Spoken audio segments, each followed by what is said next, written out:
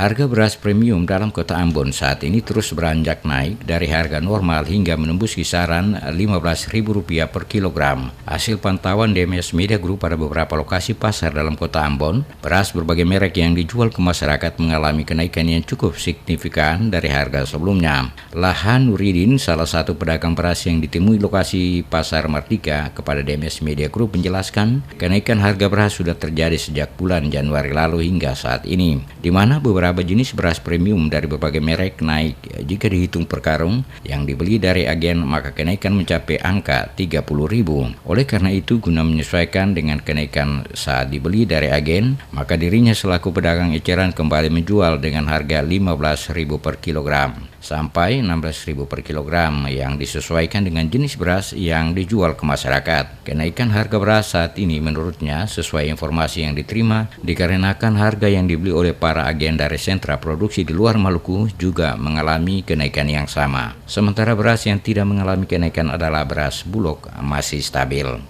Waktu kenaikan dari bulan kemarin, dari bulan 12 itu mulai kenaikan. Dan yang paling banyak naik itu ini premium yang bulir ini. Iya, bulir ini dia naik melonjak betul-betul.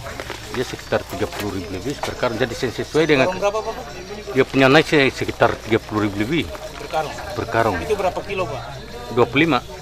Sebelumnya di Sprinda Kota Ambon, beberapa waktu lalu juga telah melakukan pengecekan langsung ke beberapa lokasi pasar dalam Kota Ambon, di mana didapati adanya kenaikan harga beras jenis premium yang melebihi harga eceran tertinggi yang telah ditetapkan oleh pemerintah.